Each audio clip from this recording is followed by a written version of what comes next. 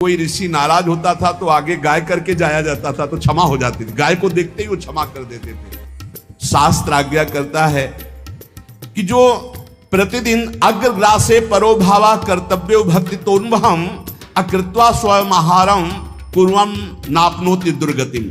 जो ही तुम्हारे गृहस्थ में घरों में पहले होता था, अब तो भगवान जाने, जे ही पहली रोटी तवा में गई तो वो निकाल करके पक्की रखी जाती थी गौ ग्रास के लिए, पहला रसोई में। तो इसमें लिखा प्रतिदिन स्वभोजनम, पहले स्वयं भोजन न करके गाय के लिए ग्रास निकालना चाहिए। तो जिनके पास अर्थव्यवस्था जो गृहस्थ धर्म में है या जिनके पास अर्थ है, कुछ रोज 1 रुपया निकालो। हम कह रहे रोज निकालो तो महीने में 30 रुपया होते। 30 रुपया में एक गाय को हरी घास तो एक टाइम पवा ही सकते हो ना, बहुत नहीं है तो 1-1 रुपया निकाल के अगर एक गाय को चारा दोगे तो एक बार का भोजन तो हो ही सकता है। 30 रुपया में हरी घास जाकर के उसके एक बार तो पवा दोगे ना। अग्रग्रासे परोभावा कर्तव्य भक्ति तोन्वहम, भक्ति पूर्वक गाय को एक ग्रास भोजन में 1 रोटी तो निकालना चाहिए गाय के लिए, ऐसा शास्त्र आज्ञा कहता है। जो ऐसा करता है तो अकृत्वा स्वयमाहारम कुर्वन् नाप्नोति दुर्गतिम, अपने आहार से 1 रोटी निकालकर गाय को देता है और स्वयं 3 रोटी भले पाले 1 रोटी गाय को दे दी तो बोले उसकी दुर्गति नहीं होगी, अर्थात उसके अंदर भाव बढ़ता चला जाएगा वो भगवान की भक्ति में। और तेनाग्नयो हुता सम्यक पितरश्चापितर्पिताः देवास्त पूजितास्तेन यो ददाति गवान्हिकम। जो प्रतिदिन गौ ग्रास निकालता है, अर्पित करता है, तो उसको अग्निहोत्र करने का फल मिलता है, उसके पितरों को तृप्ति मिलती है और समस्त देवताओं के पूजन का फल मिल जाता है जो गौ ग्रास निकालता है। यदि गाय घर में पाली जाए या गौशाला खोली जाए और गौओं की सेवा की जाए, जिनके पास अर्थ है, भाव है, भगवान स्वयं श्री कृष्णचंद्र जी ने गौ सेवा स्वीकार की, गौवें चराई। गौओं की परिक्रमा करने से, जैसे आप प्रभु के बिहारी जी के मंदिर की 4 परिक्रमा करें तो जो फल आपको मिलेगा वही गाय की 4 परिक्रमा कर ले तो आपको प्राप्त हो जाए। गौ की प्रदक्षिणा से, गावः प्रदक्षिणी कार्यावंदनीया ही नित्यशः, जो रोज गाय को प्रणाम करता है और गाय की प्रदक्षिणा करता है तो भगवत प्रदक्षिणा का उसे फल प्राप्त होता है। जहां गौएं विराजमान होती हैं वो बड़ा पवित्र दिव्य तीर्थ स्थल माना जाता है। गौएं जहां विराजमान रहती, गौशाला में भजन करे तो कई गुना बढ़कर के प्राप्त होता है। स्वयं ब्रह्मा जी ने गौओं को दिव्य गुणों से विभूषित बनाया है।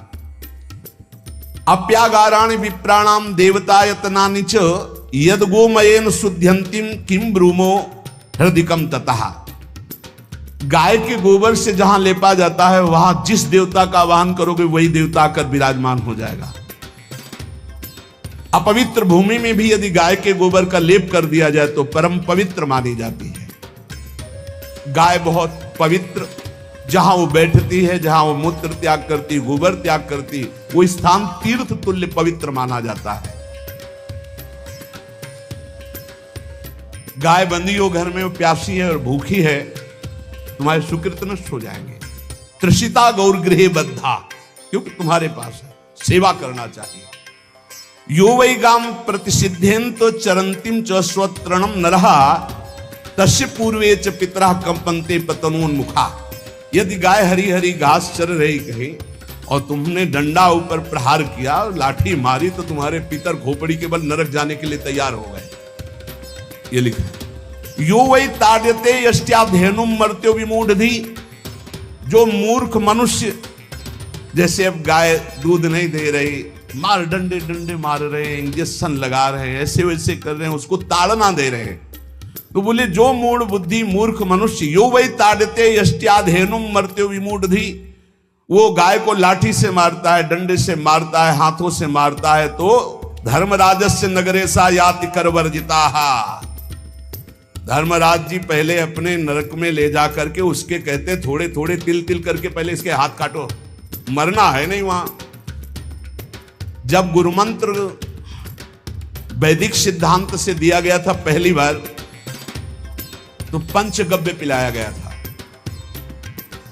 गोमूत्रम गोमयम क्षीरम दधि सर्पिस्तथैव च गवाम पंच पवित्राणि पुनन्ति सकलम जगत।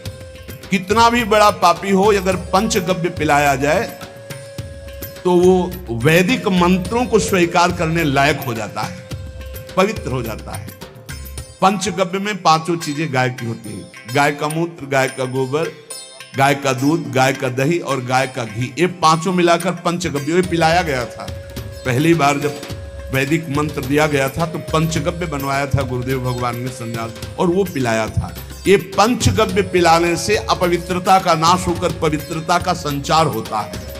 इसलिए धन्य है उनका जीवन जो गौ सेवा परायण है, भगवत भाव से गाय में साक्षात भगवान का भाव रखकर गौ सेवा करते हैं।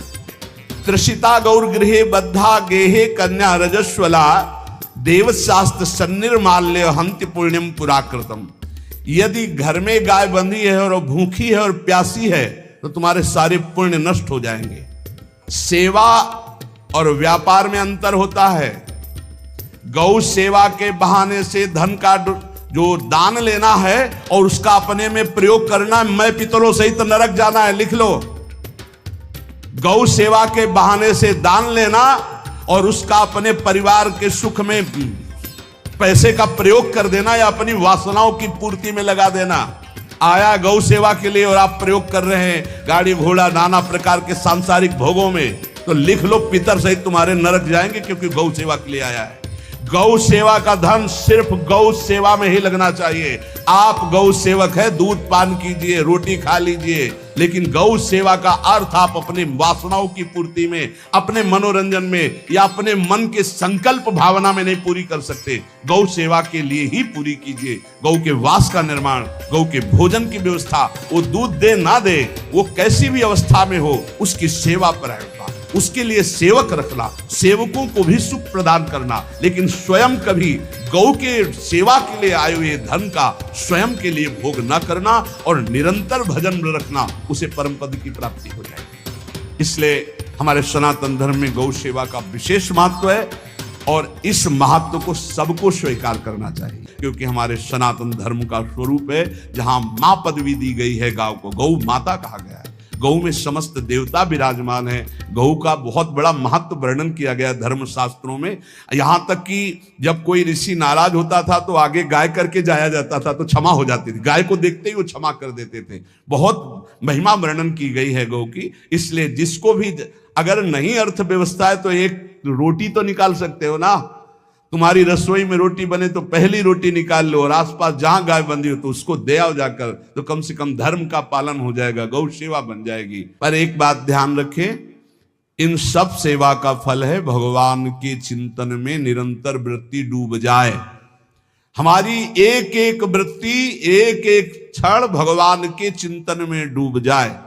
अगर नहीं तो हम आपको उत्तर दे रहे हैं, क्या महाराज नृग जैसा कोई गौ सेवक हुआ है दानी? भागवत में पढ़ लेना।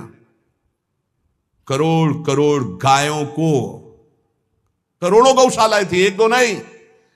इसलिए कह रहे हैं करोड़ों शब्द कि आप उसको कहीं ज्यादा ना समझें। पृथ्वी के कोई भूमि के कण गिन सकता है, बारिश की बूंदे गिन सकता है, लेकिन महाराज नृग की गौएं जितनी दान की गई वो गिनी नहीं जा सकती थी, ऐसा वर्णन आता है।